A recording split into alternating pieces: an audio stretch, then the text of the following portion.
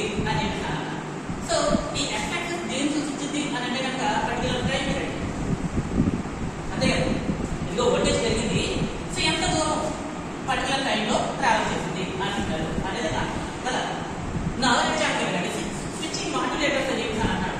Modulator అంటే ఏం చేసింది? మాడ్యులేటర్ డాటా ఏం చేసి నా దగ్గర ఉందో మెసేజ్ సిగ్నల్ ని అది ట్రాన్స్మిట్ అయ్యే విధంగా నెట్వర్క్ ట్రాన్స్మిట్ అయ్యే విధంగా మారుతుంది మాడ్యులేటర్.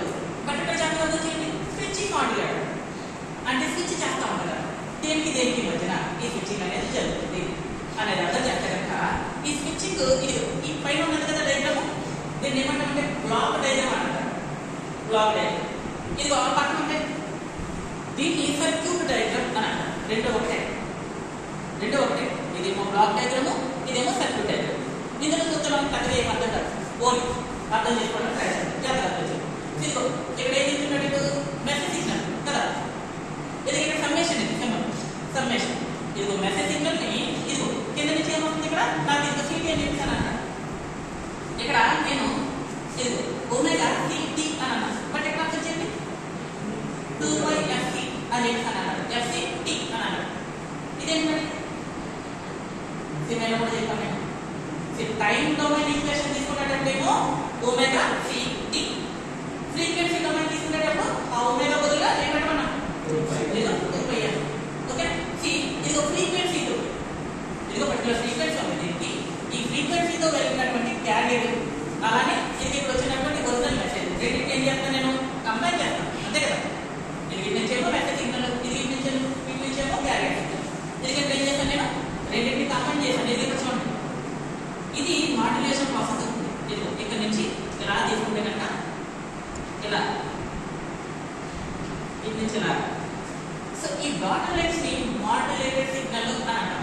డాటెడ్ సిగ్నల్స్ ఓకేనా.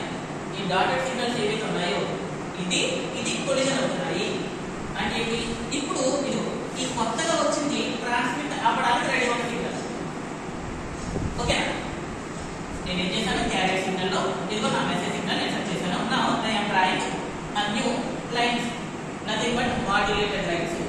Generally the signal or original message is going to be transmitted or the network. Feature కాదు. Now ఇదిగో రెండింటిని కూడా కలుపుతాను. ఇదిగో ఇక్కడ చెప్పాను. ఇక్కడ చూడండి స్విచ్చింగ్ డయోడ్ ఉంది మధ్యలో. Switching diode. ఇది చేసే పని ఏంటి? స్విచ్చింగ్ డయోడ్ చేసే పని ఏంటి? స్విచ్చింగ్ డయోడ్ ఎప్పుడు ఏం చేసిందంటే ఆన్ ఆఫ్ స్విచెస్ ని కలిగి ఉంటుంది. ఆన్ ఆఫ్ స్విచ్ అంటే ఏంటి? ఇదిగో వోల్టేజ్ ఇచ్చాను నేను, స్విచ్ ఆన్ చేశాను, ఆటోమేటిక్ ఏం జరుగుతుంది?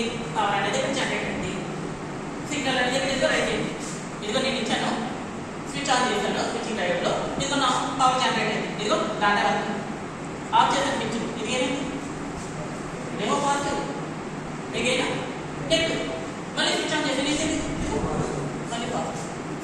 ట్రాన్స్మిట్ అవుతుంది. సో పాజిటివ్ డాటా అందువల్ల నెగిటివ్ డాటా, పాజిటివ్ సిగ్నల్ అందువల్ల నెగిటివ్ సిగ్నల్. స్విచ్ ఆన్ లోనే ఉంది. ఇది ఎంత చెప్పినట్టు ఓన్లీ పాజిటివే.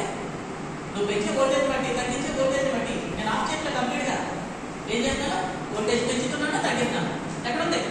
ఆన్ లోనే ఉంది. ఇదిగో యాటిట్యూడ్ అనేది మారుతూ ఉంటుంది, బట్ అంతా కూడా పాజిటివ్ డాటానే వెళ్తుంది, సెట్ అవుతుంది. ఓకే.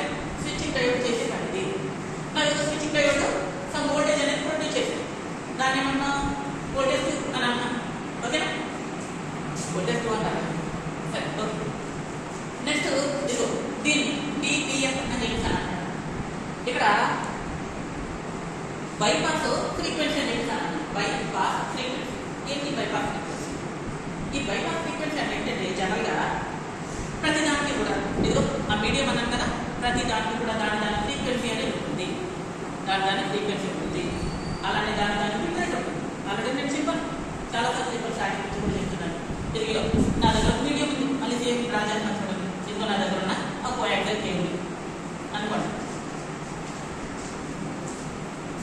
దీనికి సపరేట్ బిట్రేట్ ఉంటుంది కదా, బిట్రేట్ అనొచ్చు.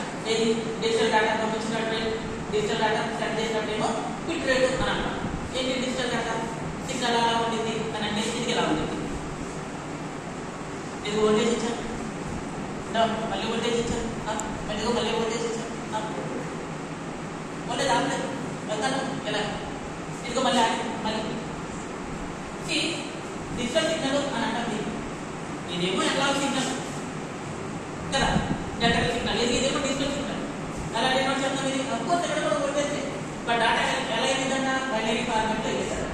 బైనరీ ఇది వోల్టేజ్ ఇచ్చాం మనం ఎవరా 0 1 0 1 1 0 1 బిట్ రూపంలో కూడా ట్రావెల్ చేసింది. ఇలా బిట్ రూపంలో డిజిటల్ డేటాని నేను పంపించినప్పుడు డిజిటల్ సిగ్నల్ నేను పంపించినప్పుడు దాన్ని ఎలా కన్సిడర్ చేస్తామంటే బిట్ రేట్ మీద కన్సిడర్ చేస్తాం. డిజిటల్ డేటా మనం సెట్ చేస్తాం. ఓకే వేవ్ లెంత్ అని అంటాం. వేవ్ లెంత్ ఎప్పుడు ఇదిగో అనలాగ్ సిగ్నల్ నేను సెట్ చేసినప్పుడు వేవ్ లెంత్. ఇది అనలాగ్ సిగ్నల్ పంపుతున్నాను. మరి లెంత్ ఏంటి? ఇక్కడ సెకండ్ టైంలో ఎన్ని బిట్లు పాస్ అయ్యాయి కదా అనేది బిట్ రేట్. మరి వేవ్ లెంత్ ఎలా కన్సిడర్ చేస్తాము? ఇదిగో సైకిల్స్. ఇదిగో కంప్లీట్ సైకిల్ ఒకటి వచ్చిందా? సైకిల్ కాదు సైకిల్. ఇది ఎప్పుడు ఇంకో కంప్లీట్ సైకిల్ వచ్చిందా? ఇదిగో ఇంకో సైకిల్ వచ్చిందా? ఓకే ఎన్ని వచ్చినాయి?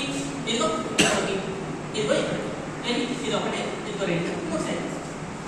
ఒక సెకండ్ టైంలో నా వేవ్ ఇంకో 3 సైకిల్ చేసింది. అది వేవ్ లెంత్ అవుతుంది. ఆ సిగ్నల్ యొక్క వేవ్ లెంత్. ఎనలాగ్ సిగ్నల్ తీసుకునేసరికి వేవ్ లెంత్, డిజిటల్ డేటా లేదా డిజిటల్ సిగ్నల్ తీసుకునేసరికి అయితే బిట్ రేటు. రెండు కూడా దీని నుంచి అంటారు. ఇది రెండింటికి కూడా.